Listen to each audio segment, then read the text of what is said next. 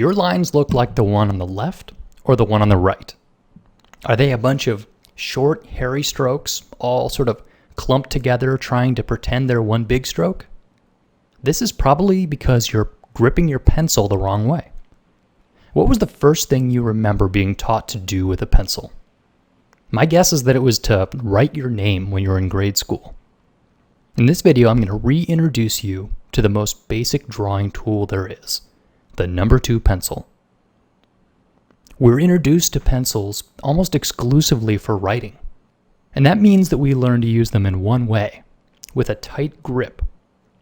And because letters are small and closely grouped, the way that you hold a pencil is designed to limit your range of motion. Well, drawing is the exact opposite. A good artist will have a range of mark making. Maybe they'll be doing some small and controlled strokes, but then also large swooping gestures. And for this, you'll need an unrestricted posture. In fact, one of the easiest ways to improve your confidence, to have better line work, is to do what's called drawing from the shoulder.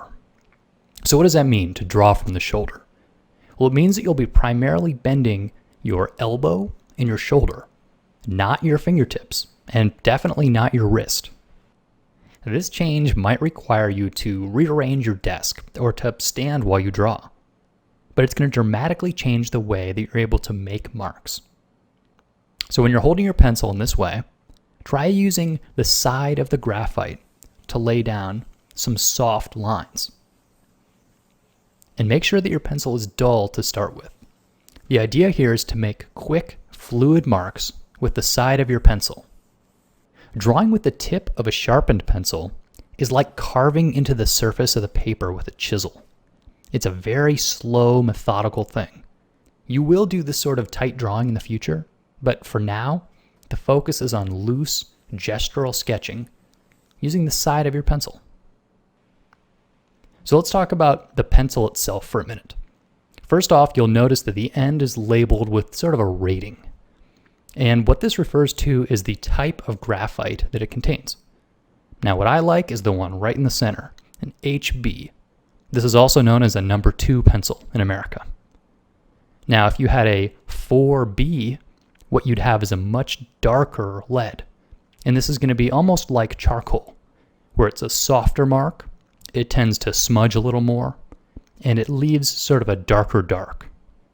The other end of the spectrum, the H's, like a 6H, would be very hard graphite. So this can be sharpened very sharp, and it creates very delicate marks, very light line quality. So when I learned about this, I went out to the store and bought the whole range. I thought, well, I'm going to need them all. Turns out that was totally wrong. It was a big waste of money. Especially when you're just starting out, you really can do fine with one pencil. And I like to use an HB. Right in the center, it's got a fine range. It's good to know what the differences between them are, and your preference might be a 2B or something like that, but you really don't need all the pencils. And you'll probably notice that the average drawing pencil does not have an eraser. It's only painted wood at the end. Well, believe it or not, this can be a big relief to separate pencil from eraser. In fact, for tonight's homework, you're not going to be concerned with making the perfect mark. And precision is not important at all for the moment. As a result, you can't mess up, so you don't need an eraser. Your homework tonight is to fill 5 scrap papers with ovals. Any kind of paper will do, but it doesn't need to be nice. So you're going to be drawing from the shoulder. And once again, that means that your fingertips and wrists, they won't be bending at all. Your shoulder and elbow are going to be doing all the work. And the goal is to begin to feel what it's like to wield the pencil for loose sketching, not tight precision.